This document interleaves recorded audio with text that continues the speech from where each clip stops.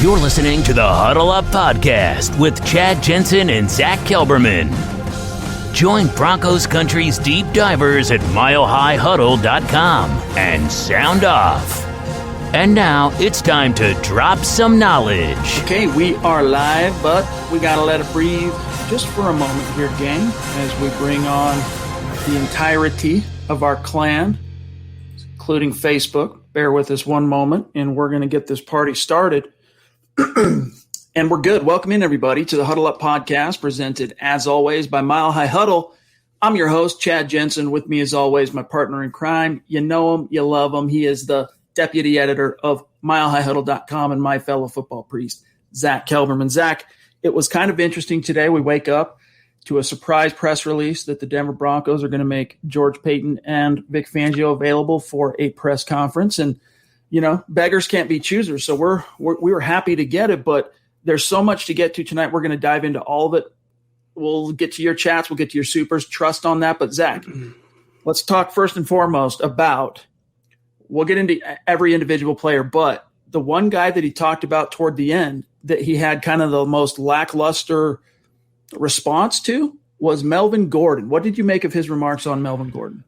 I made of his remarks that if he is convicted, he has a jury trial coming up, Melvin Gordon, next month for his DUI and speeding case from last October. I feel like, from what Peyton is saying, they'd like to have him back, but, and he said that a lot today, which we'll get into, but he'd like to have him back, but on the preface or on the circumstance that he's not convicted of those charges. I feel like if he is, the Broncos will void his remaining guarantees of his contract. This is his walk year. He signed a 2-year deal, but he has $4.5 million guaranteed built into this year's, contract year for him. So if he does get, if the law does get Melvin Gordon, I feel like he'll be off the team and it'll be Phillip Lindsay and probably a draft pick at running back next year. So here's what he said. All right. And he was asked specifically about Gordon's legal situation and whether he expects Gordon to be suspended. Quote, "We're gathering information. It's kind of out of our hands. It's in the league's hands. It's a legal process. He's a good football player. Not sure what's going to happen with him, but we like him as a player." Close quote. Now, you guys will hear as we get into this further into the show that he was pretty, like, he made it clear. If he wants a player back, if he envisions him as part of the future, he made it pretty clear, Zack. With Gordon, he left that water muddy. Yeah, and it's a legal situation, so it's I don't think he wants that on his hands. And he comes from an organization in Minnesota. Maybe I'm wrong, but I can't recall those players being in trouble with the law. I really can't. I mean, they took Dalvin Cook in the draft. He had some red flags, but that was a pretty safe organization or a very kind of buttoned up organization. And I feel like he doesn't want to deal with those malcontents like Melvin Gordon would be. And I think realistically looking at it, George Paton's not an idiot. He's been around football as an executive for quite a while now. He sees an older running back with a proclivity to fumble the ball. He's getting paid a lot of money this year, and he's tendering another running back. So I think he's looking at it from a roster-building perspective. We'd like to have him. He'd be a nice luxury for this offense. But if he gets charged with DUI and speeding next month, I think we'll cut our losses. That's what I gathered. It's going to be interesting to see how this thing shakes out, because what he had to say about Phillip Lindsay, we'll talk about here on the other side. We're so stoked to be with you this evening, boys and girls. Thanks for making some time for the Huddle Up podcast and for your football priest. We do appreciate it. We're going to talk about each and every key point and share with you our takeaways of what George Paton had to say. And, Vic Fangio had a few interesting nuggets as well that we will get into. And then, of course, it's Thursday night, so that means that it is the Mile High Mailbag, that time of the week where we take a peek inside, because we are your football priests, and each and every week we're here to offer you that absolution and answers to your burning Broncos questions. We'll try to be as democratic as possible and getting to as many of the questions, supers, as we possibly can, all right? But we also got to get through this content. So many different topics to get to tonight, and we look forward to getting into that with each and every one of you. But first, we got to say hello and thank you to the presenting sponsor of tonight's live stream podcast, Manscaped. Gang, look, we're in March. By this point, we got to hope that you have absolutely embraced the new year, new me mindset. And what better way to do that than with Manscaped, the best in men's below-the-belt grooming. They've helped over 2 million men, including myself, including Zack, including John, keep their below-the-belt grooming on point. So if you kind of let yourself go a little bit because of quarantine or what have you in 2020, Manscaped is here to help you reboot, stay clean and shaved, and ready to rock and roll in 2021. Yeah, Chad and everyone else out there watching, as you guys well know, I like to talk about products that I've used myself that I can really give a worthwhile, advocation for. I want to talk about the crop mop. Like Chad always talks about the wipes that you can use for below the belt. I ran some errands today and it's starting to heat up around the country. We're getting into spring now. It's getting a little warmer. Things get sticky. Things get, not very clean. Things get, icky and messy. And the crop mop, I can attest, it really works well. And also, Chad, the weed whacker for your nose. Again, this still has a charge. I've demonstrated this almost every single podcast. I have not charged it yet, and I use it almost every other day. In fact, I used it earlier today for my nose because, again, guys, Manscaped is not just for below the belt. It's also above the belt, your face, your chest, your nose, your ears. Every part of a male figure, the male anatomy, could be groomed by Manscaped. So I cannot recommend it highly enough. It's funny you say that because I'm not a very hairy dude, all right? I thought it was just me as far as how the battery life was lasting. I've not had to charge my lawnmower once since I charged it the first time. And then since I haven't even had to recharge it, but I thought just because, it's not getting the most heavy duty use because I don't have thick, coarse hair on anywhere in my body, to be frank with you, not to be too gross here. But guys, so many different products to choose from the crop mop to the deodorants that you can use for below the belt, the shaving tools, the cologne, so many little different things to help you take your male grooming on point. So head on over to manscaped.com. If you use the code HUDDLE, you're going to get 20% off plus free shipping. And trust us when we tell you, your family jewels will thank you. Trust us, guys. Get 20% off and free shipping with the code HUDDLE at manscaped.com. That's 20% off with free shipping at manscaped.com and use the code HUDDLE. All right. We'll make some pretty quick work out of this here, but just a reminder to follow the podcast on Facebook. There's the link, facebook.com/milehighhuddlepod, or just open up the app, Facebook, search Huddle Up Podcast, like and follow. And in so doing, not only are you going to be clued into the cool content we have planned for that page here this year, but also it automatically enters you into our weekly drawings and giveaways for a little bit of swag. All right. Also connect with us on Twitter at HuddleUpPod and also the main account at Mile High Huddle. My partners, you can see on the screen there, Zack Kelberman at Kelberman NFL on Twitter, myself at Chad N. Jensen, and then our producer, John K. at John K. MHH. All right. What are you laughing at? I look over to your, to the left of you, over your shoulder, and I just see the Manscaped. It was a little distracting, so thank you. Fair enough. Good eye, dog. Also, guys, hey, gentle reminder, this is the last Huddle Up podcast show of this particular week. But guess what? Of course, we'll be back in the flesh Sunday night. But if you want in on Kelberman's Corner, Sunday at noon, all right? I don't know what you got cooked up, you and Kim, for episode 9, but I'm sure it's going to be a doozy. Kelberman's Corner, hot takes that hold water. You want to get in on that, you got to go to facebook.com/milehighhuddle. Go to the Mile High Huddle page. You'll see the big blue button that says Become a Supporter. Click that. Boom, you're in, and you'll get access to that. Plus, the NFL Draft Show that we're launching next week featuring Eric Trickle and his wealth of knowledge on the 2021 draft class.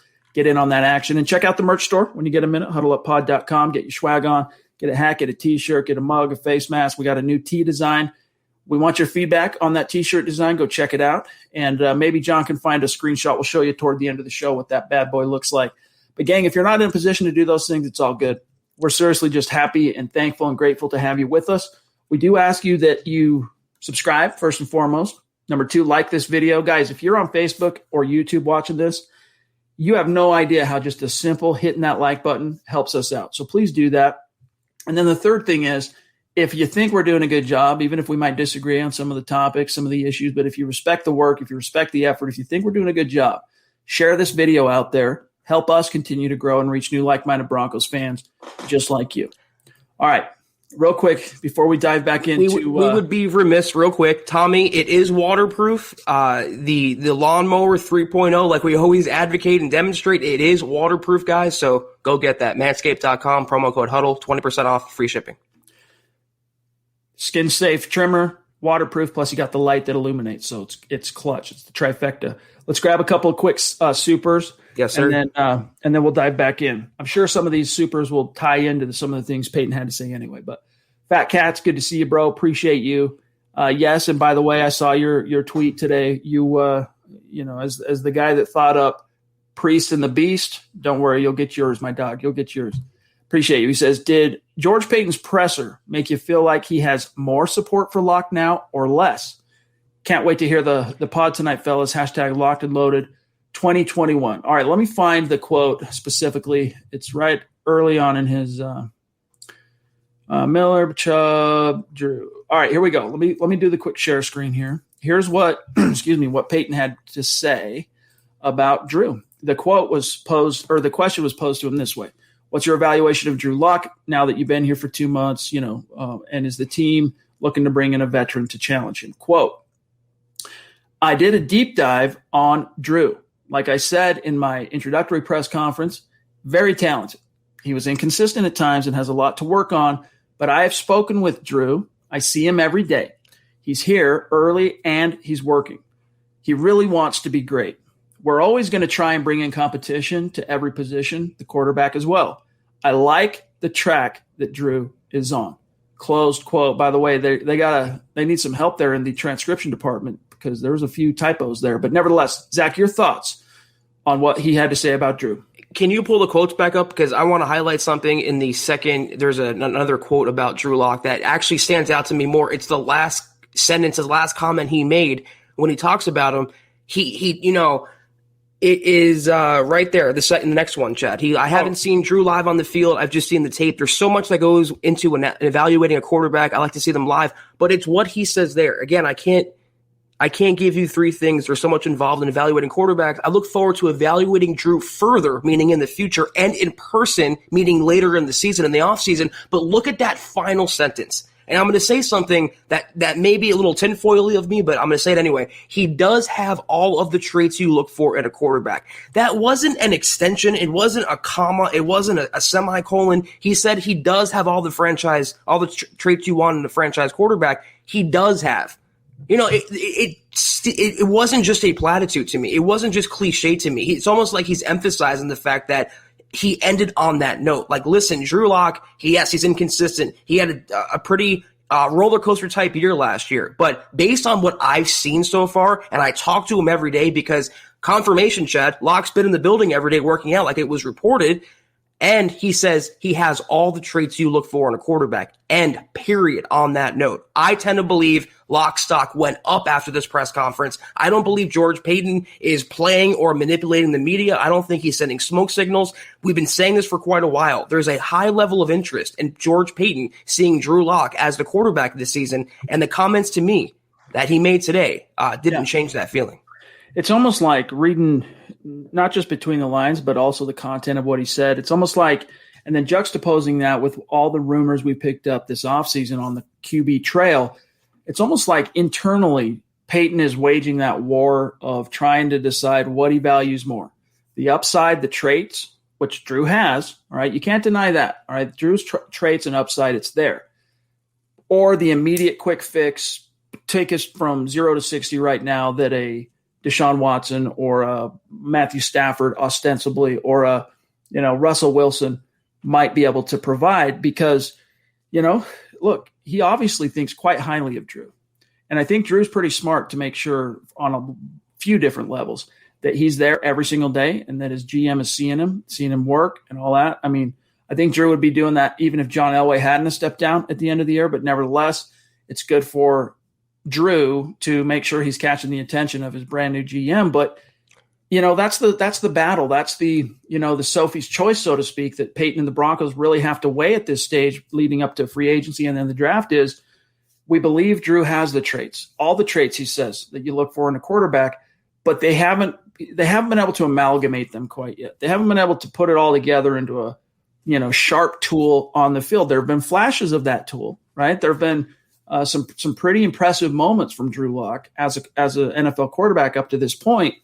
But George Paton and the Broncos, they're not quite to that level where they necessarily probably feel like they can count on it, Zach. And you can see him like going, look, he's going like this. Which way do I go? And I still think just reading between the lines, it's going to end up being running it back with Drew with a veteran to help kind of give him a little competition anxiety. Yeah, and it's interesting because he says, I can't give you 3 things, but he actually named 3 things. It might be a little Freudian slip there, Chad, but he said accuracy, how he is with his teammates, and leadership. We all know Drew's accuracy is very inconsistent. He has to work on that, but leadership and how he is with his teammates, those are 2 of his plus attributes. Those are 2 of his biggest assets as a quarterback. So if that's what Paton is judging Drew Lock on, and he might have slipped by giving his criteria on which he's judging Drew Lock, then I think he passes the sniff test, at least right now. But like he said, there's been no practices. The offseason is very condensed right now. They're in draft free agency mode with scouting departments, and he's getting the lay of the land, George Paton, in Denver. He wants to see him further. He wants to see him in practice. He wants to see him hopefully in training camp, the preseason. He looks forward to evaluating him in the future.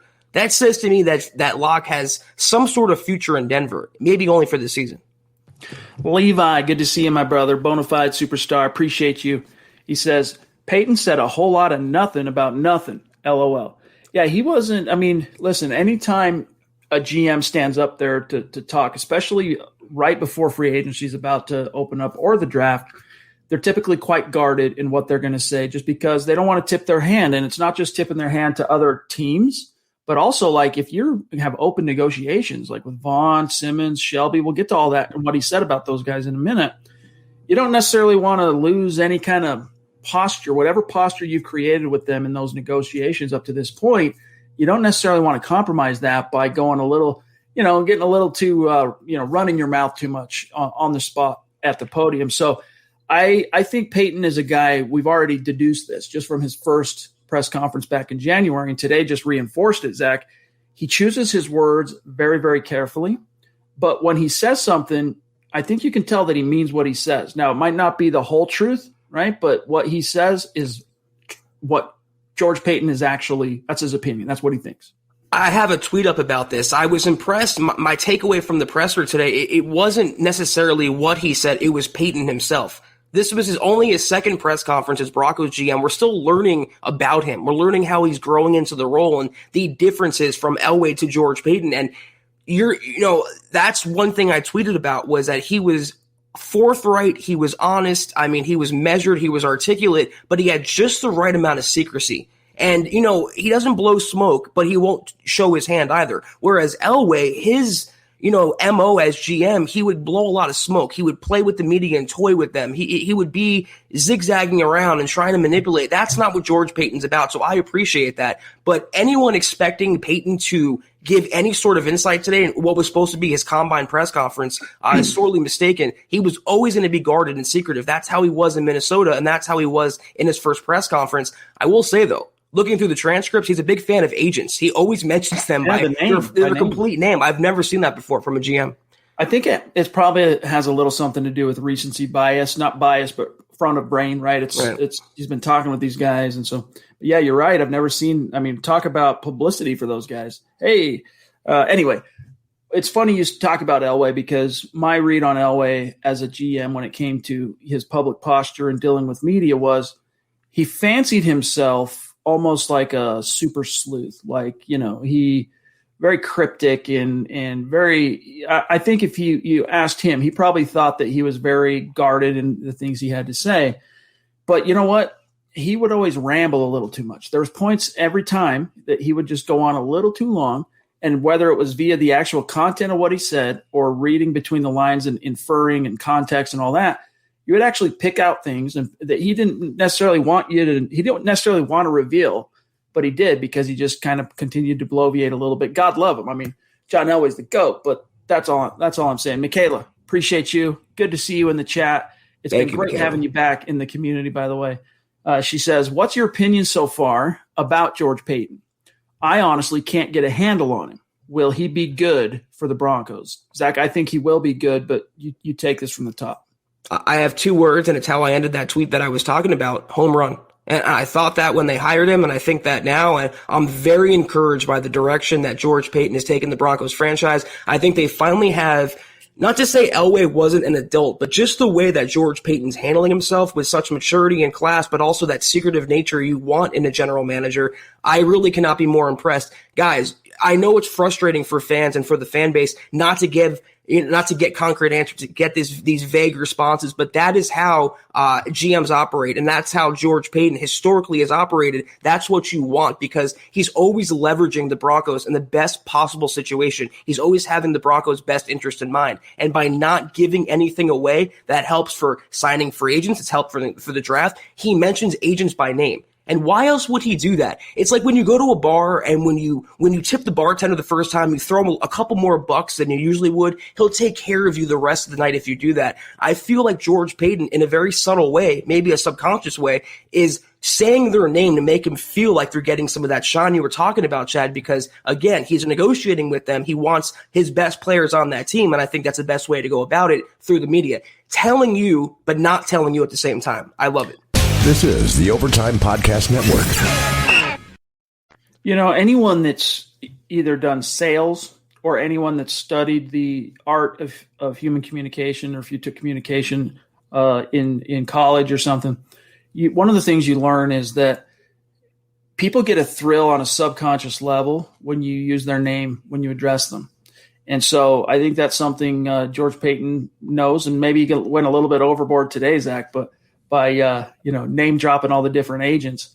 But nevertheless, it is important. Like, if you meet someone for the first time, at the very end, all right, it was very nice to meet you, Bill. See you later. People love that. It makes an impression on them, and it stays with them, and it improves how they view you, all right, on a subconscious level. They're not thinking about it front of brain. All they know is they turn away from that encounter and they go, I like that guy, or I like that gal, all right? Real quick, John, we're at 6:27. The stream just jumped me, and I got Steve Baumgartner. We're going to grab him now. But in between, just FYI, we need Ronald and James, if you can grab them. Steve Baumgartner, OG superstar. Good to see you, bro. Appreciate you. As you can see, not only from his YouTube profile pic, but also from his comment, Drew Lock is my QB, says Steven. Appreciate you, my friend. I think the stars are aligning for you to get what you want there, Steven. And I think, barring Houston just dropping Trout and having some sort of fire sale on Deshaun Watson, which I really don't expect. I do think now that he'll be traded, all right. But I think the one sticking point they're going to have is they're going to get their money's worth on Deshaun Watson. And I think that's going to ultimately be a bridge too far for Mr. Paton. Yeah, I want to echo your comment, Steven, but I want to, alter it to say that Drew Lock is the Broncos quarterback, and I support the Broncos quarterback, no matter who that is or when that will change. As long as it's Lock, I'm supporting Lock, and if they do make that trade for Deshaun Watson, which George Paton said something in his transcript, Chad, that leads me to believe he won't, I would support him as well, obviously. Ronald Putnam on Super Chat. Thank you for the super, my friend, and hey, that's a newer name anyway on Super Chat. So thank you. Welcome. Connect on Twitter with us so we can keep that conversation going and shout you out after the show. Ronald says, can we give round 1 and Vaughn for Deshaun? So could we trade our 9th pick and Von Miller to get Deshaun? No, it's not enough. It's not enough. They want, last I've heard on this, it's been a couple weeks since I've heard really any scuttlebutt, Zach, but three ones, 2 2s, and or, this is where it got a little cloudy, so let's say 2 2s or like a Bradley Chubb, a Noah Fant, Cortland Sutton, Draymond Jones, or it could be all of the above. It could be 3 1s, 2 2s, and those 2 cornerstone type players. If they let go of Deshaun Watson, they're going to get their bang for the buck. All right. They're going to get their pound of flesh, and they will swing for the fences, which is why, and there will be some team out there that's sucker enough to give that up. And I don't think that's George Paton. I really don't. I think he's about, Zach, throwing the darts, compiling and amassing as many darts as he can, because the more darts you can throw at the board, the more likely you are to what? Hit that bullseye. I saw an example, like a very rough outline of a potential Broncos trade, based on what John McClain is reporting out there in Houston. It would take 3 number 1s, a number 2, Drew Lock, and Bradley Chubb, and that would be the start of negotiations. That wouldn't be the deal clincher of negotiations. It's a bridge or a couple bridges too far for me to jump, Chad.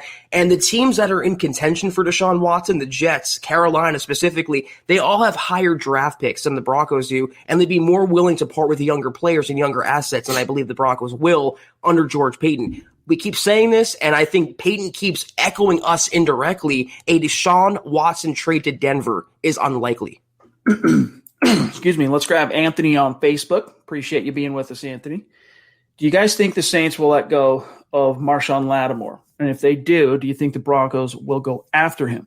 I think if Lattimore hits the market, every team's going to go after him. And it's like Peyton re-emphasized today, I'm going to be a part of every deal. Doesn't mean I'm going to do it. Doesn't mean I'm going to pull the trigger, but I'm going to investigate every opportunity to get better. And if he thinks, and who wouldn't think, right, that Marshawn Lattimore could be an asset to a team, but we'll see. I mean, the Saints are in cap hell. If they do cut him, he's going to be, as John was doing this in the camera, he's going to cost some coin. I mean, in a perfect world, who wouldn't want Lattimore? But, you're going to have to pay for the privilege. I don't think they're in salary cap hell because I don't think the salary cap is real. And the Saints, they're $90 million over, but yesterday I think they extended 2 players. Mickey Loomis will find a way to get under the cap. I don't think they're going to have to start cutting every player like a lot of fans think they will. And even if he was available, that would be the thing that holds me back. Obviously, he's a great player, but I think George Paton and Vic Fangio, they want to get younger at the position and they want to get cheaper, obviously, at the position after wasting a year on AJ Boye. The smart way to go about this is to sign a second or third tier free agent, someone like a Mike Hilton, for example, and then use your number 9 overall draft pick. The pick that you would save from not trading for Deshaun Watson and draft a Caleb Farley, draft a Patrick Surtain, and then double dip later in the draft because this Broncos team, Chad, they are desperate for cornerbacks. They have to attack it in both avenues. Yep, and that brings up something Fangio had to say that I want to get to here in just a moment. James, again, 2 nights in a row, bro. Thank you. He says, okay, 2 nights in a row. I want a damn T-shirt. JK, it's my initials. All right, cool. I just need my Broncos news fix. Thank you, fellas. Hey, dude, tip of the cap. Really means a lot to us, my friend. Keep it coming, okay? Keep it coming. And the T-shirt will come, my dog. But it's been great having you and getting to hear your voice, so to speak, right, through the chat, contributing to the conversation. So thank you, man. Yeah, he actually hit us up on Twitter and said he'll be he doesn't use Twitter much, but he'll be checking in on us and, going back and forth. So we appreciate you, James. Thank you. Dave from Georgia, an OG superstar. Good to see you, bro. He says, will John Elway get any credit if we become relevant and win next year? Oh, yeah. Hashtag let them hate. Hashtag Broncos country. See, I'm not sure about that, Zach. You have an opinion, but you start and I'll kind of riff off of you.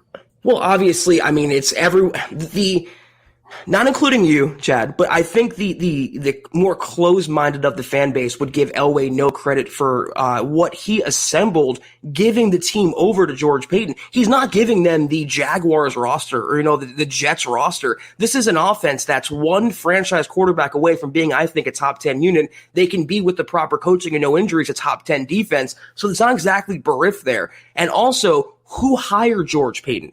Who stepped aside to bring in George Paton? Who interviewed George Paton and decided that George Paton should be the guy to succeed him? That would be John Elway. Because you can hammer him for all you want, for what he's done earlier in his tenure, the quarterback misses, the head coaching misses. But we both agree, Chad, you and I, last offseason, it was not Elway's fault what happened last year. It was anyone but Elway's fault. He did everything he could to put the team in the best position to succeed, and it was all the outside circumstances that were not of his doing. So I think he should get some credit. Will he?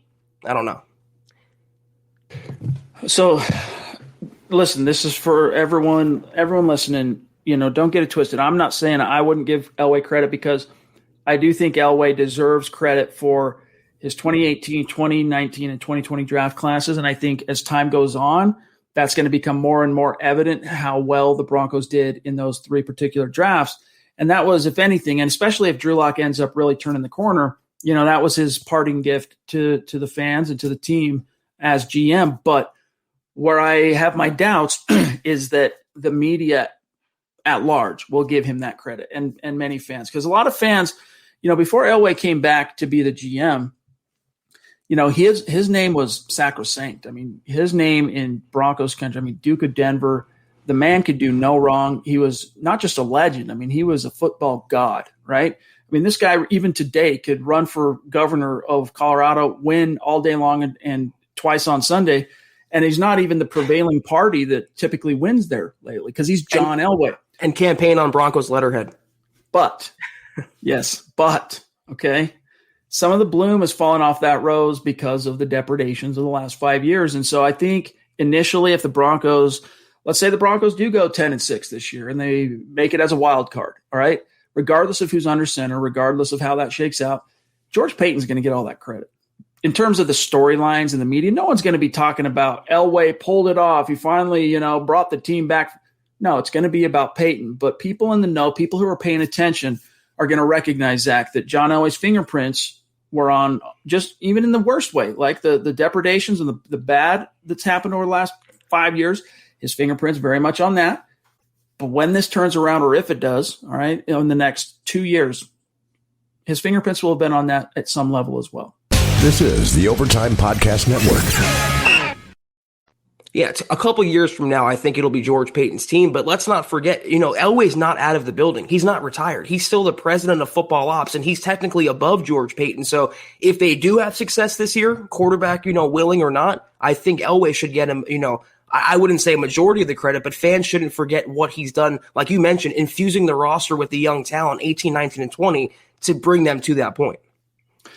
All right, I've got the quote ready to go. Boggins, good to see you, bro. Appreciate you. It was great talking to you last night, my friend. He says, Gordon was the only name addressed that Paton didn't distinctly say, we want him back. Do we take it with a grain of salt? Also, Paton in on a quarterback at pick 9. Interesting the way you staged that, my friend. Let's look at what he had to say. Well, first of all, before I pull up the quote, as we touched on early in the podcast here, yeah, he was not glowing in the same way as he was even with Philip Lindsay, with Gordon. He was a lot more guarded. And, we haven't talked about what he had to say about Vaughn yet. We will. But, he was a lot more – he took many more steps toward not only saying, yeah, we want Vaughn back. Vaughn's a part of this, but just you could tell he has a very high evaluation of Vaughn. And based on what the rumors are, and I don't want to repeat them here on a live broadcast, the situation that Vaughn finds himself in with that criminal investigation, I mean, I'll even use Paton's words. It's a very serious situation. So to me, that means when you compare that relative to a DUI arrest, it's whatever that seriousness might be. It seems like a DUI would pale in comparison, right? But nevertheless, he wouldn't go all the way there, Zach, and say, yeah. So we'll see how that shakes out. It's an ongoing legal thing, but yeah, Melvin Gordon, big part of our team. Great player. Didn't say that, and he could have.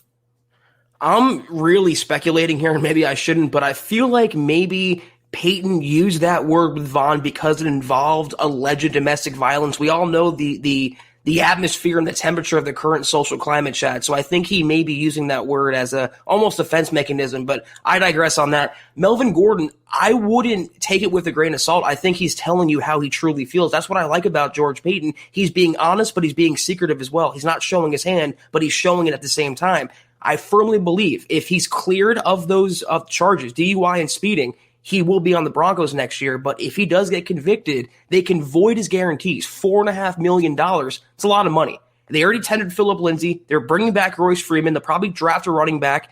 I think Gordon's gone if he's convicted. I think Paton is he left that sentence out specifically. He wasn't playing any games. I think most GMs are looking for any hole in the boat to get out of having to pay a running back $8 million.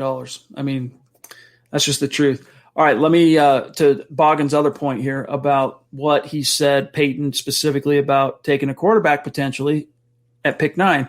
Here's what he said, quote, "We're open to any position with that first pick. We're going to take the best player that can help this football team.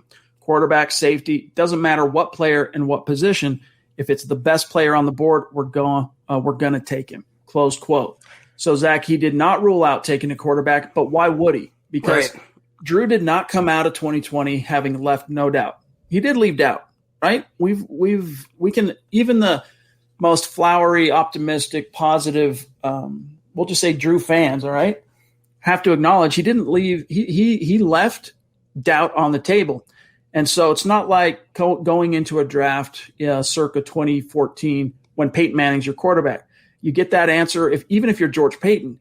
In 2014, you're saying, yeah, well, I mean, you still might be guarded a little bit, but you're not going to say quarterback, safety, we'll take the best player because you don't want to piss off your quarterback, right? Peyton Manning, everyone knows you're not going to take a quarterback at pick 9 if Peyton Manning's your quarterback. So why do or say anything that might rub your guy wrong? But that's not what this is. Drew left some doubt. And even if Peyton's not seriously considering taking a Q at pick 9, Zach, he's not going to tell anyone that he's not, because that could affect how the phones ring, right? What if he wants to move down? What if he wants to whatever? Right. He needs to create the perception amongst the other 31 NFL GMs that everything is on the table. Perfectly said. And this was a little more of a stock cliche answer. He's pretty much saying we're going to take the best player that's the highest rated on our board at number 9 overall, whether that's a quarterback, safety, cornerback, whatever. I just think I talked about leverage earlier. What George Paton does, his answers were so measured because he has the Broncos' best interest in mind. And for the reason you just laid out for the draft and trade options and teams on, maybe wanting to move up for a quarterback, if they have the thought in their mind that the Broncos might take one versus no worry at all that a quarterback is going to go number 9 overall, but also leveraging Drew Lock for the betterment of the team, not pissing him off, but motivating him, Chad, sending the indirect message that, listen, Drew, we probably aren't going to take one, but we're not dismissing it outright that we might. And I think that would motivate him. I think he's met with them enough now. He said that. I see Drew every day. He has a feel for his personality. And I think knowing Drew, everyone's worried about, these quarterback groomers and the interest in Deshaun Watson will just torpedo him mentally. No, it's going to make him stronger. He will thrive off that. And I think George Paton knows that. And by leaving that open, it's actually motivating Locke while preserving the Broncos' leverage in the draft. Amen. All right, let's grab this from Chris, a.k.a. Blue Raw. Good to see you, my friend. Appreciate you. He says, I know you guys have different shows for this, but I would really like to see you two do a PFF mock draft. PFF mock draft. I'm not sure what that even means. Does he mean like Pro Football Network? Is that what he's talking about? Okay. Maybe when we get a little closer to the draft, we can maybe consider doing something like that. But we leave most of that talk for now with building the Broncos, Dove Valley Deep Divers, Mile High Insiders. Let me see here. Drew Love, appreciate you, my friend, on Facebook. He says, totally agree. I think Peyton was the perfect hire for the Broncos. Let me grab this real quick here from Dave Glassman on Facebook, one of our supporters. He says, this is such a double-edged sword for me. He's talking about the stream. Appreciate you, Dave. Let me see here. So many great questions. Based Gase, good to see you, dog. He says, can you dissect Peyton's quote on him willing to take a quarterback or safety at 9 if he's the best player available, feeling confident on Vaughn and Lindsey? Yeah, so again, guys, I think you got to – it's not what teams say, it's what they do, all right? And I don't mean to take away from what we've already said about Peyton in terms of the integrity of our perception of his integrity as a GM. Like, I do believe when he says something, he means it, but – he's also smart enough to know that you don't rule anything out at this stage because the other 31 teams, they're listening, all right? And even if the GM of the other 31 teams is not watching live while George Paton is speaking, they have interns, they have people that gather that information and bring it to them. And you can't say anything that will tip your hand. Nothing, all right? You got to leave every avenue open because let's say it's Dallas, all right, at pick 10, and Justin Fields drops to, pick 8. And if they're seriously think that George Paton could potentially take Justin Fields and they want him, let's say Dak Prescott leaves, whatever. I'm just throwing out a scenario here. Oh God. They're going to want to, because they don't know. It's created uncertainty and doubt. They might be willing to, hey, you call George Paton and say, hey, you want to trade back? Here's some picks. Here's this and that. And now George Paton, by moving back for just staying disciplined on the podium, he moved back one spot and got a grip of picks, and he probably still gets the guy he wants because he was never planning on taking Justin Fields in the first place. That's how I interpret him talking about a QB or a safety or whatever. at pick 9. Doesn't mean I don't think he's not considering taking a quarterback, but that's more how I view it. It was more of a, you're sitting at the poker table and you got to keep that poker face. It was all about leverage. And I'm wondering, Chad, the Vaughn comment, it kind of just occurred to me. Do you think maybe he used that term serious? Because if it's out there through the media, if he gets in front of that, because we've heard nothing about Von Miller's criminal investigation. It's still ongoing, apparently. But by using that word serious, now everyone through the media believes that Von Miller did something wrong. I wonder if that would actually lower his leverage, Von Miller, in contract talks with George Paton. So everything is measured. Everything is thought out. Everything is planned. But it's also, this is what makes George Paton so great. It's also honest and it's also genuine. And he's showing you but not showing you. I think he's doing a really good job so far. Here's what he said. The first question off the bat, of course, today was about Vaughn and the contract situation, the legal investigation. Quote, "We're still working through it with Vaughn and his agent. In regards to the legal process, we're going to let the legal process play out. Obviously, it's a serious situation, but we want to let it play out before we comment on that." And then when he said, when he was asked if he's going to approach Vaughn about adjusting his contract. He said it again. Quote, "We want to bring Vaughn back, and we're still working through that. I don't want to get into everything, but we want to bring him back. Obviously, the legal process and what he's going through, it's a serious situation. I don't know all of the details, but we respect what's going on. We do want Vaughn back." Close quote. Wait, so it's obviously a serious situation, but he doesn't know all the details. What's that about? Yep. He had another, I'm trying to find it. He had one, I thought he had another thing to say, but nevertheless, I mean, that screams PR to me. That screams leverage and negotiating. He talks about agents there. I'm sure Von Miller's agent was watching this press conference, and to use that term twice when we haven't heard anything about this investigation, and I was believing no news was good news. And the alleged victim in the case, Chad, his ex-fiance Von Miller, came out and disputed strongly right after that, the claims came out that there was no physical or domestic violence that occurred. So What he's saying here is kind of, countering what we've heard so far.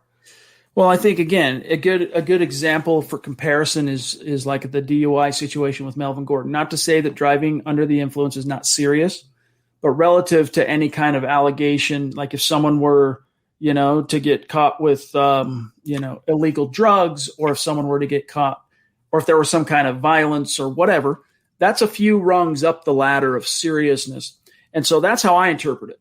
I'm still not making I have no idea what this investigation is about. We can infer things from little different, stories and the press, or the statement that his ex-girlfriend or girlfriend, whatever, made not long after the news broke on the criminal investigation, whatnot. But all I infer from what he's saying, Zach, about it being a serious situation is that it's obviously something more than just, getting caught drinking and driving. Because if you get caught drinking and driving, you're not getting investigated by the PD. You're getting cited, arrested on site, and then it unfolds from there. This is something where there was actual evidence that had to be gathered and analyzed, and where it sits now is it's submitted to the local district attorney, and they're deciding whether or not to charge. There might not be enough there to charge. The DA might look at it and say, "Hey, look, there's no evidence. There's not enough evidence for us to say he's guilty of whatever, so we're not going to charge." Or conversely, Zach, they could look at it and say, "Ooh, charge incoming." But so far, we just don't know. I get your point, and I agree with your premise, but it wasn't just a DUI for Melvin Gordon. It was DUI and speeding. He was speeding while drunk. I mean, that's a pretty serious offense to me. We all know what happened with Britt Reed out there in Kansas City, Chad. He could have easily killed someone, God forbid, where Von Miller, he didn't kill anyone, and it seems like, again, front-facing optics, PR with the landscape of today's, movements and protests and all the social media soapboxes out there. I think anything with domestic violence, George Paton being a rookie general manager and dealing with a high profile clientele like Von Miller, I think he's going to emphasize serious more than it really is. But again, when you say it's obviously serious, you don't know all the details. Like, which is it? Right. Savage Boy Kev, good to see you, my friend, on Twitch. He says, "Are the Broncos going to be on Hard Knocks this year? If so, that's going to be interesting." I hope not. Yeah, I believe it when I see it, but they are one of 5 teams that qualify for it. I could pull up the article. I can't remember the different qualifiers here, but I can pull it up if we need to. But suffice to say, they're one of 5 teams that the NFL could strong arm into saying, hey, guess what? You get HBO cameras in your facility for the entirety of training camp. Let me ask you a question, though. The Cowboys are on that list. Why wouldn't the NFL force them to do it? You have Dak coming back, Jerry Jones, a team that has Super Bowl aspirations. I really hope the Broncos aren't on the show, not because I wouldn't love to see the inside access. It's such a big distraction, Chad. I don't want that in George Paton's first year as GM. I want as little distraction as possible and let him build his culture and his team his way. I'm looking here to see. Okay, here's. Let me show you guys this, and then we'll grab James. Let me see here. Stop share screen. I got to create a new. So Nick Kendall had an article on this. I think it was last week. Here's the qualifiers. All right, for being on Hard Knocks. A team landing on Hard Knocks comes with a set of 3 criteria, including number 1, it can't be a team with a first-year head coach. Number 2, that team can't have made the playoffs over the last 2 seasons. And number 3, that team cannot have appeared on the show over the last decade.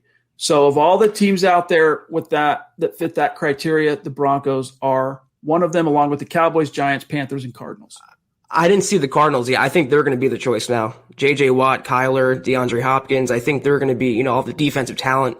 That would be exciting, Chad. I'd watch that show. I just don't want the Broncos to be on the show.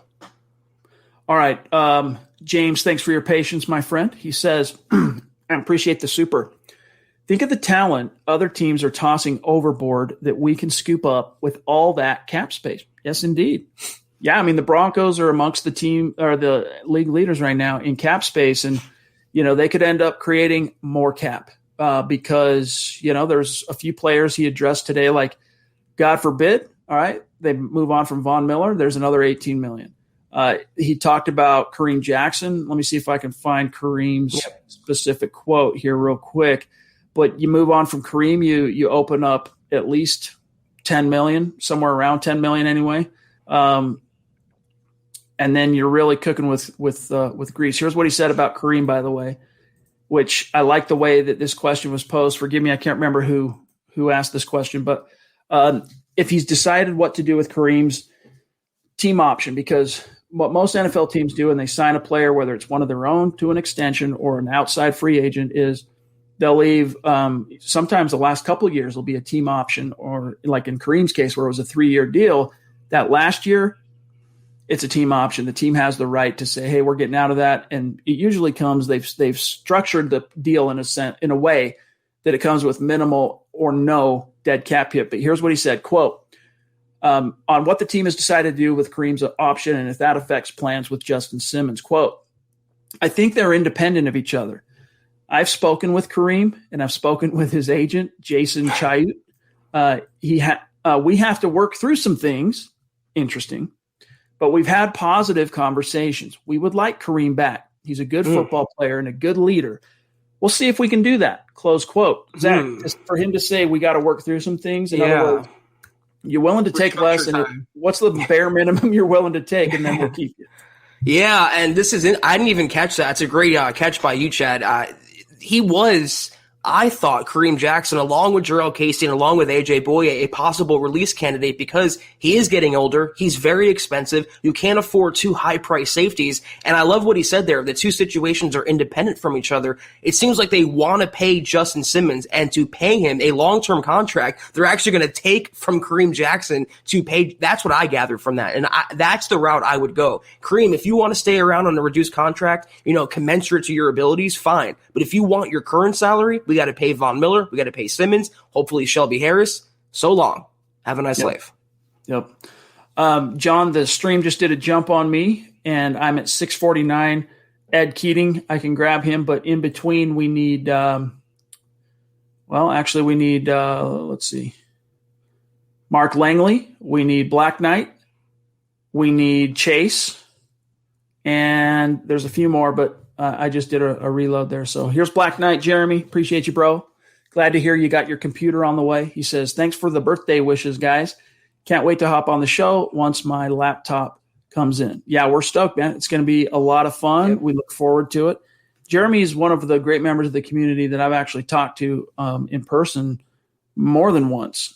And so I have a little bit of I've scratched the surface with Jeremy, but we've never actually had him in a setting like this, Zach, where we can both talk to him and get his take on the issues, how he became a fan, because he's another one of our great community members here at MHH who exemplifies the hashtag state of being. That's right. And Jeremy, were you asking about the Mustang versus the truck last night? Was that Black Knight? I think it was. Yeah, I think it was Jeremy. And then it was Willie that came in with That's right. the stuff at the end. Did you come to a decision on the car? Let us know. Mark Langley, good to see you, brother. Appreciate the super as always. I'm an MHH Mount Rushmore cat. He says, "What's up, my guys? What's going on, dog? Appreciate you." Real quick here, I'm just looking again, John, because now it reloaded. So we got Chase, Michaela. Michaela does have a second one. So Chase, Michaela, Chris P, Tyler, and then I'm current. So FYI. Let me grab Edward while you're looking there, John. Good to see you, Edward. We're looking forward to having you on the show soon. It's going to be a gas. He says, Peyton just put my mind somewhat at ease with the Locke situation. I'm tired of hearing about Watson to Denver. Run it back with Locke. I am proud to be a Locke supporter. Thanks, Chad and Zach, Denver Broncos for life. Yeah, I mean, again, he's leaving his options open. He's not painting himself into a corner one way or another, but he's also saying some pretty kind things, some pretty positive things about Drew. To say that he has all, because all is an absolute, right? To say that he has all the traits that you look for, I mean, that's a pretty potent, powerful statement. If he would have came out and said, we are going to draft a quarterback, it would have been an awful choice. If he would have came out and said, we're not going to draft a quarterback, it would have been an awful choice. He took the perfect route of intimating there's maybe a possibility. What's that quote from Dumb and Dumber, Chad? So you're telling me there's a chance? Yeah. That's what the fan base should feel like when it comes to a quarterback. There might be a chance for, Trey Lance or Justin Fields in the draft. There might be a chance for Russell Wilson or Deshaun Watson on the trade market, but more than likely we do have this guy in Drew who, despite his inaccuracies and his inconsistencies, we still like him a lot, and he does have all the tools that you look for. Todd on YouTube, appreciate the question. He says, do you think maybe Elway takes Joe Ellis's job? We've heard that Ellis is looking for an exit. Ellis is planning on not being CEO and team president beyond spring of 2022. We'll see if it shakes out that way. That's him operating on the assumption that there will be a resolution on the whole ownership front between now and then, and it's still his belief that Brittany's going to end up getting the ring, so to speak. But Elway replacing him, no. Elway's done, guys. Yeah. He doesn't want to keep doing this. All right. The last 5 years probably aged my dude 15 years. You know what I'm saying? I mean, Talk about a high pressure job, very much a grind, and then adding, insult to injury is just the losing. You can't get it right. You can't quite find the magic equation to set things right. Elway's over 60 years old. He's contributed more than, you can't ask this dude to do anything more for you as a fan. He brought you 2 rings as a player, brought you another one as a GM. And, he didn't win every single year he was a quarterback. He went to 5 Super Bowls, won 2. He didn't win every year he was the GM, 5 winning seasons, 6, actually, if you count, excuse me, 2016, which was a 9-7 season. They didn't make the playoffs, but still a winning year. 4 losing seasons. Nevertheless, win some, lose some. But John Elway, Zach, his contribution to Broncos canon, his contribution to the team, it can't ever probably be matched. And I think at this stage, fans just need to say, look, Elway did everything he could do to help us, and he did do a lot. Now it's time to let the dude enjoy the fruits of all of his labors, let him enjoy his family, his 7th grandchild, let him kick back. I think Elway, and for the points that you just demonstrated, I think he's tired of being the lightning rod in the Broncos front office, to the fans, to the media, to maybe to fellow players in the locker room. He's like, let someone else be the crash test dummy. I'm out. And to take over Ellis's role, that's the business side. I don't think Elway has any interest in running the business side of the Broncos. He wanted personnel control and team building control. But as long as he's in the building, Chad, in any capacity, he's going to get that lightning. He's going to get that criticism. So next year, George Paton, he's guiding him along. He's holding his hand, George Paton. And once he's allowed to walk on his own, run on his own, George Paton, Elway's is going to take a nice stroll out of Dove Valley and enjoy retirement for good. Tyler Randall off the top rope. Wow, man. Thank you for that generosity. Thank you, Tyler. We appreciate it very, very much. It means a lot. And it goes a long way. Trust on that. And by the way, your T-shirt is in the mail. You should be seeing it, I'd guess, probably first of next week. So make sure you send us that selfie, Doc, when you get it. But thank you very, very much. He says, I'm definitely encouraged by Peyton's comments today, not to mention his efficiency and ability to answer everything while remaining in the dark on many major subjects. I'm relieved to hear we're going to tender Lindsey. Great article on it. Hashtag MHH for life. Appreciate that, my friend. And Zach, you had the article. I'll pull up what he had to say, but sum it up.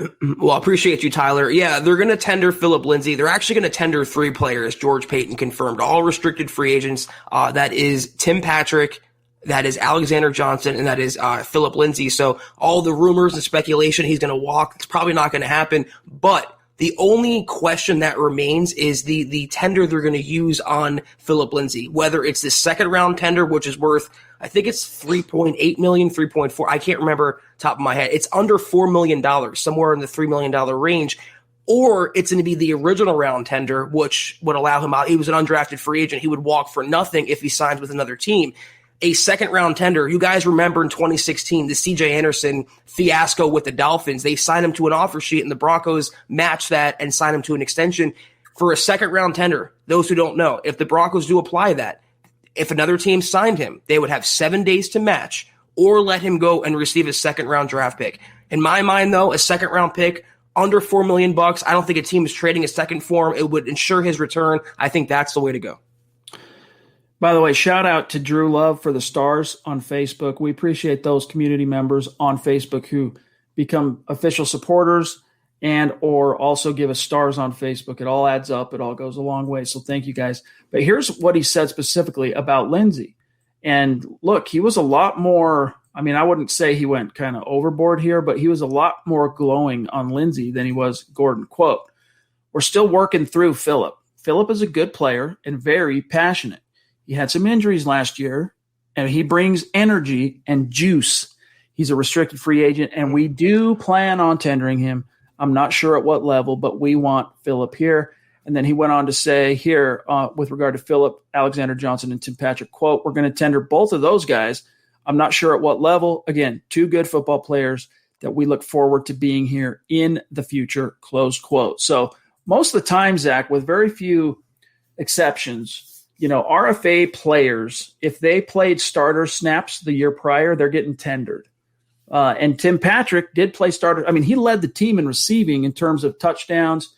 I can't remember if Judy had more yardage than him, but he led the team in touchdowns, receiving touchdowns. And, you don't just let that guy walk. Maybe you still end up tendering him and trading him. Well, that's not outside the bounds of the possible, but those are guys you want to keep. And Alexander Johnson started all 16 games. I mean, that dude has not missed a game since he was inserted into the starting job in week 5 of 2019.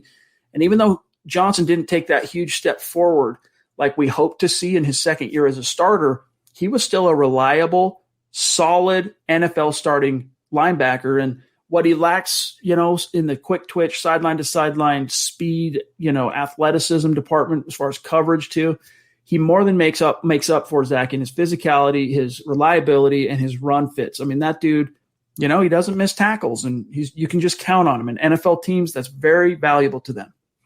I'm just in a stupor right now. Do the Broncos have a GM, Chad, that values Philip Lindsey over Melvin Gordon? Do they have a GM that values Philip Lindsey at all? My heart can only beat so fast. I do like what he said about Philip there, and if this is what it takes, bringing him back for 3.8, 3.4, whatever that number is, and maybe without Gordon in the picture, giving Philip Lindsey the carries that he deserves and maybe getting another year where he's healthy and a better offense with better quarterback play. I think George Paton realizes, and this is a guy, we talked about this, Chad, he collected and stacked running backs in Minnesota. I mean, you talk about Alexander Madison, Latavius Murray, Dalvin Cook. He believes in running backs. So the fact that he values and sees Philip Lindsey's natural value, the juice that he brings, that's encouraging to me.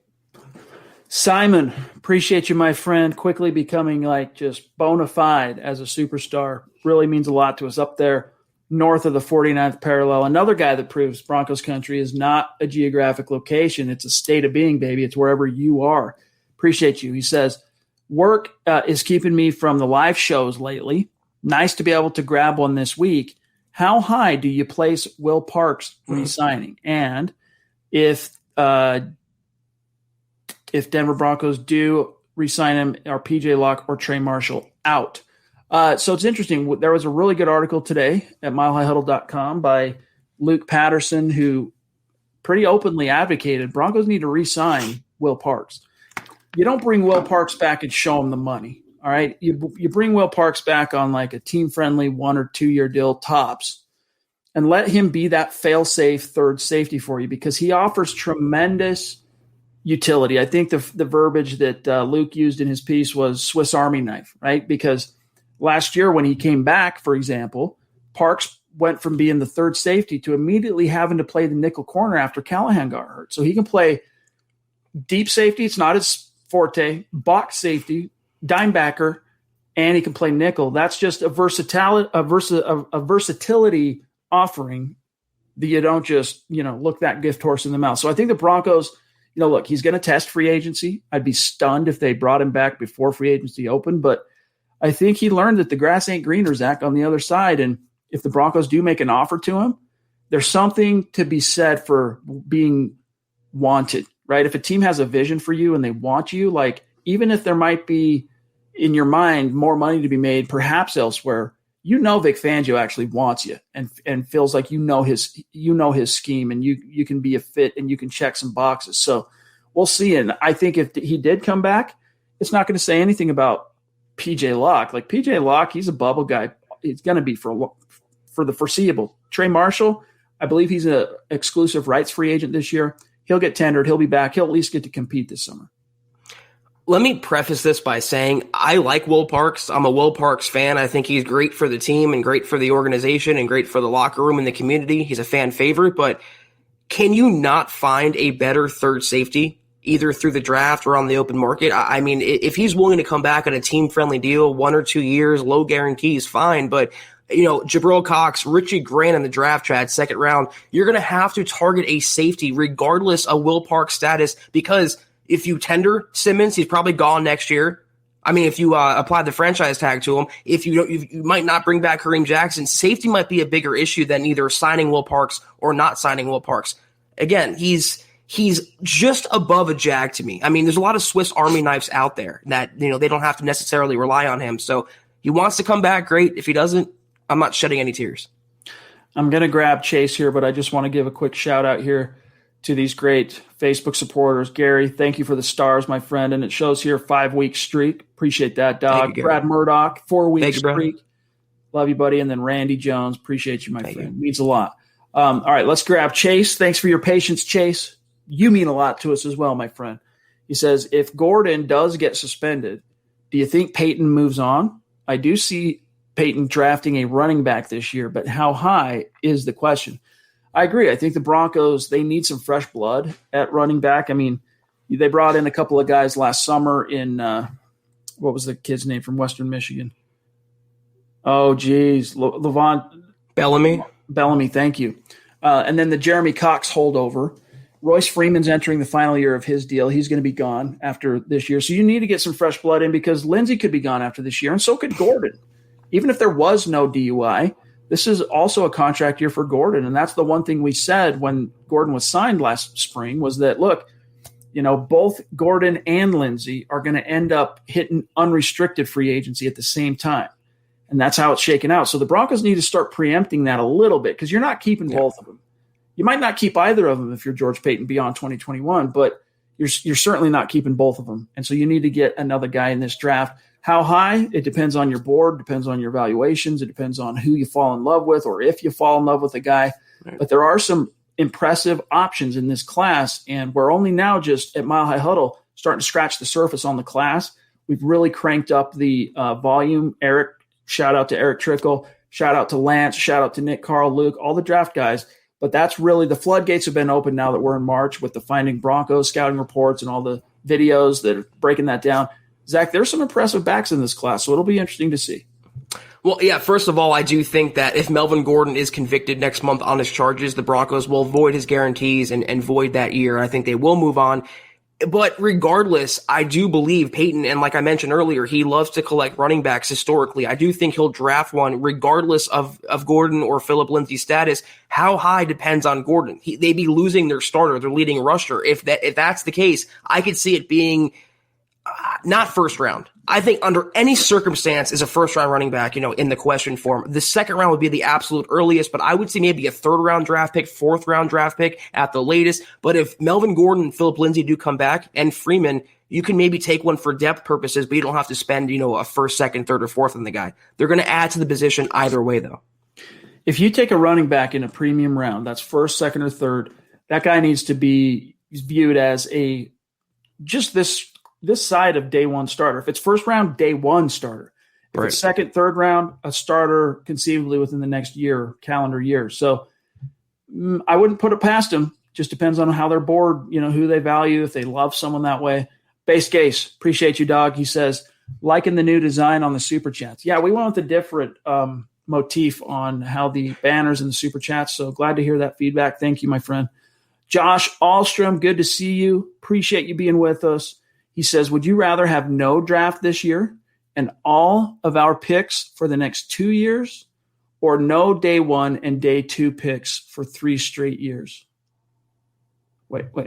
Would you rather have no draft this year and all of our picks the next 2 years, or no day one and day two picks for – I don't want any of those. I want the second one. I want all of our picks the next 2 years. Is that a Deshaun Watson question? If they traded for him, they wouldn't have ones and twos? Josh, clarify for us because we're kind of lost on the question. Appreciate the super chat. Appreciate the support. But yeah, clarify for us, Doc. I'll take door number 3.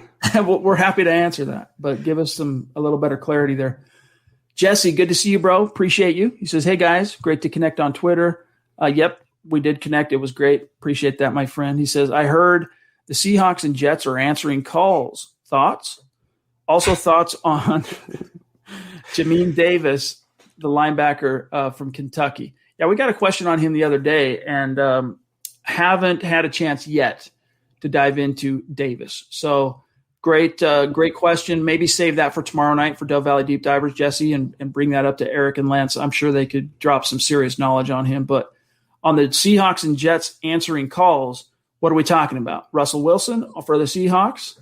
And the Jets, what, on Darnold? Is that what you mean? Yeah, I don't want Sam Darnold. I don't think Russell Wilson is coming to Denver. And yeah, Jesse, thoughts. Thoughts on thoughts on thoughts. Thoughts on thoughts. Rocco in the house. Dude, I realized after the last time you super chat, I went to search for him like, I don't see a Rocco 420, and I just typed your name. And then it was after the fact I realized we were connected. It was just a different handle. So that has been rectified. You'll be tagged after tonight. Appreciate you, dog. He says, what's up, guys? Been looking forward to this pod all day. Are you more confident in Paton now, or still on the same level? Hashtag go Broncos, mile high salute. Right back at you, dog. I'm pretty much on the same level, to be honest with you. Like, nothing I saw from Paton today moved me off of my initial impression and evaluation of him from his first press conference. And if anything, as we talked about earlier, Zach, it just kind of reinforced and maybe made me a little more excited. Not so much confident, because I've still been confident in him. Maybe a little bit more excited that this dude is definitely, a force to be reckoned with. Right? He's gonna get things done. He's gonna hang some skins on the wall, and it might be painful getting there, but he knows what he's doing. I think I really do feel like this is a guy that can move and shake some things for your Denver Broncos. I just believe if you listen to his press conference and watch him and watch his mannerisms and how he handled the media, you would never know that he's a rookie general manager. And I thought the Broncos hit a grand slam when they hired him. I'm very encouraged now. I'm more so encouraged now than I was yesterday, but I was also encouraged of the Broncos hiring Vic Fangio as head coach. I want to see George Paton build his team, what he does on the open market, what he does in the draft, and how he takes the Broncos through 2021. Then I'll give my opinion.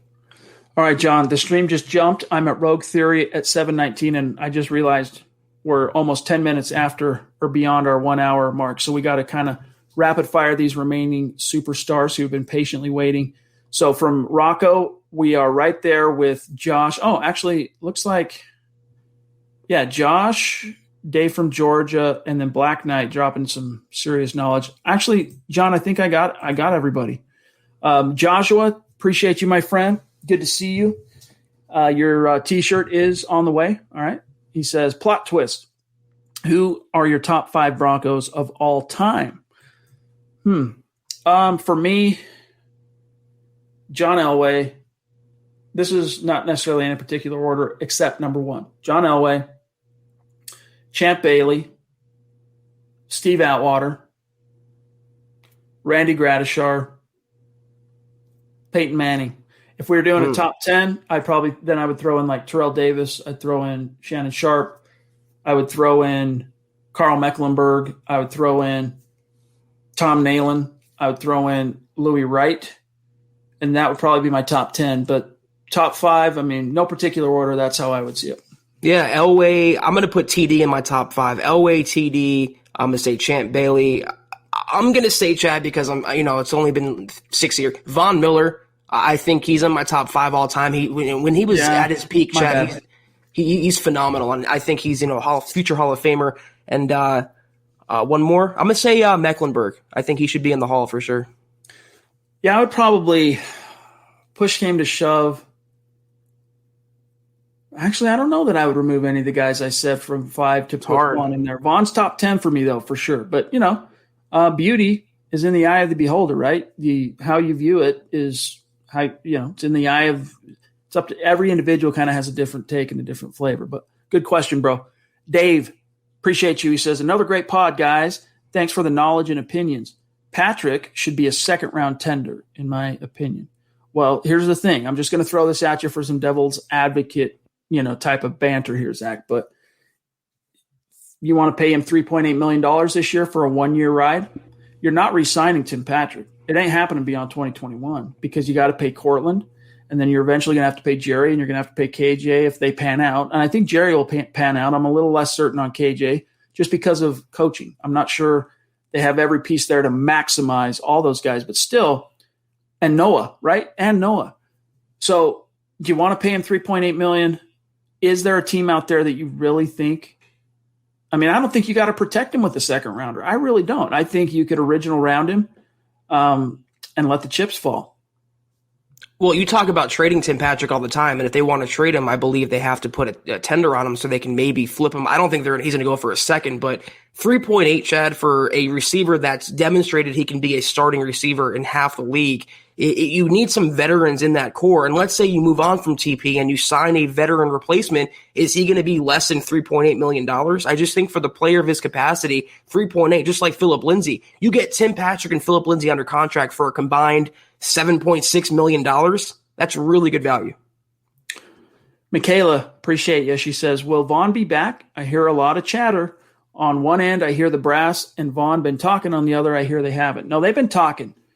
Peyton confirmed that he's talked to Vaughn's agent, but they are they're in a holding pattern until they get some resolution on, is that DA there in Parker going to charge? And if not, the Broncos, I'm sure, will press them a little bit for some kind of a decision like, hey, if you're going to charge him, charge him. If you're not, we need to know so that we can, move on. But the DA, they're not beholden to the Denver Broncos. When it comes to the pursuit of justice and law and order, they don't have to answer to anybody.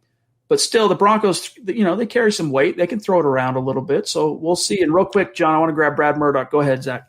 Real quick, though, again, from optics, it would be, I think, bad optics if the Broncos gave Von Miller a new contract while his investigation for domestic violence was still unresolved. So they really can't move forward from a literal or figurative standpoint until that investigation is wrapped up. And we don't know, all right, for sure that it's domestic violence. We can guess at that. Yeah, that's the scuttlebutt. Brad, appreciate you, bro. Sounds like they are going to move forward with Juwan James. What are your thoughts on this, guys? Yeah, so I don't want to spend too much time on this because we're about out of time, but the cliff notes are they've met with Juwan. George has, and, so has Fangio. Their read on him is that year off has him chomping at the bit to get back to football. He misses football. He misses the locker room. He misses to me, it sounds like platitudes as far as what James is telling them. I still don't trust him as far as I could throw him, but they're moving forward with James as their right tackle. They think he's coming back and going to be the guy. And, you can't really fault them for that, Zach, because they're on the hook for such a huge cap hit that they have to guarantee him. Like, they can't get out of it. So it's almost like, I hope you're married to an axe murderer, and you're like, I hope you don't murder me tonight, but it's time to go to sleep. This is my only option. If he wasn't so expensive, this answer would have looked a lot different. But my thoughts on this are just pray. Pray he stays healthy, pray he shows up, and pray he's the tackle the Broncos signed him to be. But let me just say this, Chad. We've heard from 3 separate people now on Juwan James. We've heard from George Paton, we heard from Vic Fangio, and the person I believe, though, is Dalton Reisner, his fellow line mate. What did Dalton Reisner say? He has to come back and earn the trust of the locker room. That's where I think Juwan James really is. I think George Paton's answer and Vic Fangio's answer was fueled by the money they owe him, the bad contract that Elway gave Juwan James. Bowles, it was Bowles that said that, by the way, not Reisner. That's right. Okay. But Reisner, look, if Garrett Bowles said it, it's probably because Reisner thinks it. All right, that's points stays the same. Yeah. Chris P., thank you, my brother. He says, thanks for curing my boredom. Elway deserves credit. He did some good, and he loves this team. Always a legend. Agreed. How can you deny it? Black Knight Jeremy, thank you, man. Appreciate that generosity, bro. Seriously. Goes a long way. And when we say that, I mean it this kind of support we get from our community, it pays for the party, so to speak. It allows us to invest our time and energies creatively into making these podcasts great, additional video content, so it all goes a long way. And Jeremy, appreciate you, bro. It's amazing. Thank you. He says, I think I'm okay with Alex Smith coming to town and helping with Locke or whoever is the quarterback. I really want Zach Wilson, BYU guy. I would like to see Peterson and Alexander in free agency. So Patrick Peterson and Quan, and go BPA in the first. Oh, yeah. Any good free agent running backs that you guys would be cool with? I haven't even looked at free agent running backs. Start riffing on what he had to say there, and I'll pull it up real quick. Well, is that Mackenzie Alexander or Quan Alexander? Ooh, that's a good question. Yeah, that's a good point. Because if it's the corner, sure Quan's free. I'm not even sure. If it's the corner, I would want Mackenzie because he has familiarity with the Vikings and George Paton. I don't want Patrick Peterson. I think he's on the downside of his career. He's going to want too much money. And again, the reason why they moved on from A.J. Bouye was to get younger and cheaper at the position. Alex Smith, I really like Zach Wilson too, and I think I was out there in front of most people in saying that there's not a big gap between Trevor Lawrence and Zach Wilson. He's going to be a great pro wherever he goes, probably New York, but Broncos don't have a chance.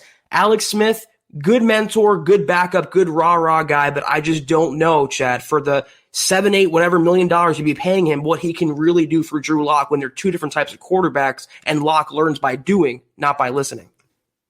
Here's the problem with free agent running backs. You're about to pay Philip Lindsay upwards of $3+ million. If you hold on to Gordon, you're over $11 million for 2 running backs. So why would you go out and pay one? But if you are of a mind to do that, Jeremy, here's what kind of jumps off. You got Mark Ingram. He's a 32-year-old grinder. Todd Gurley, 27-year-old, knee is gone.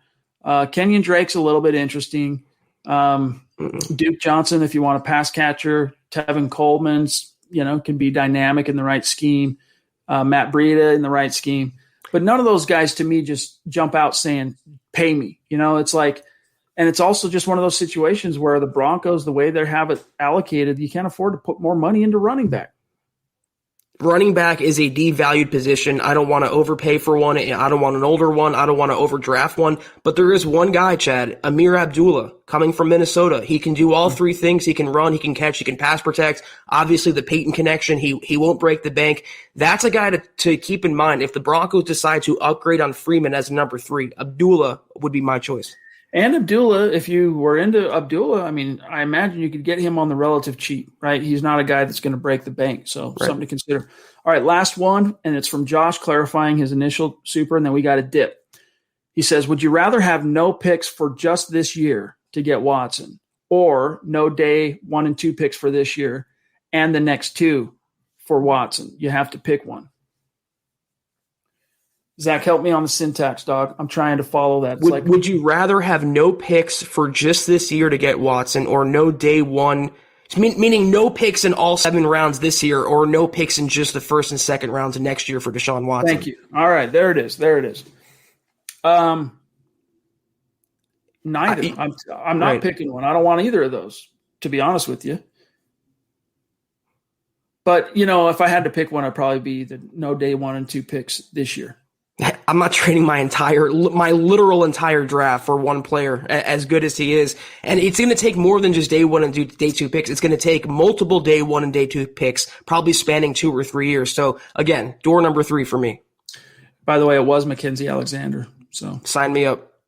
Appreciate you. Brian Core, as we are about to dip on out, jumping in. Thank you, my friend. He says, as always, enjoyed the podcast. Let them hate. State of being. Denver Broncos for life. Appreciate you, Brian. What better way to end this particular stream with those particular hashtags? So thank you, my friend. Guys, that's going to do it for tonight. Make sure you're following the podcast on Facebook. Open up the app, search Huddle Up Podcast. I'll put the actual link in the chat stream. You can click it.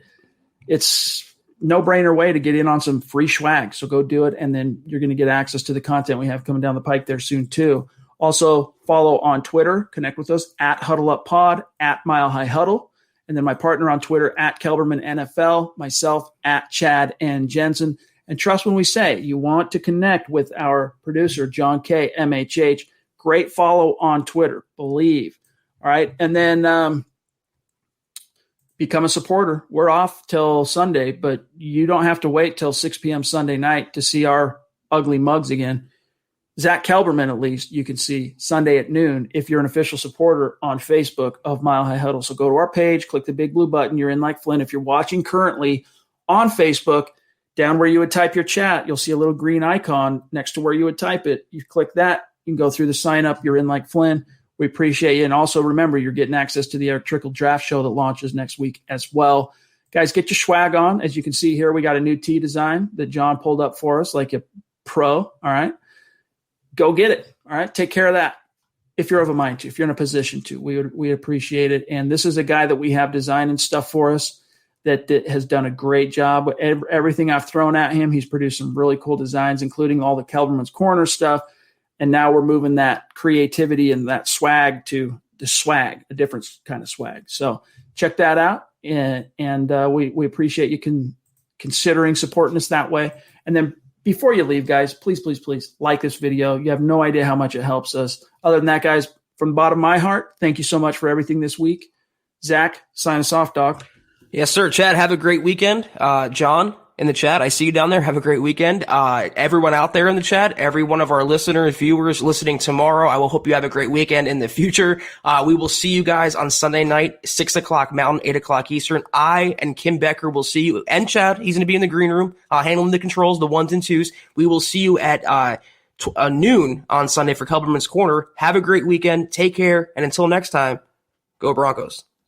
You've been listening to the Huddle Up Podcast. Join Broncos Country's deep divers at milehighhuddle.com to keep the conversation going.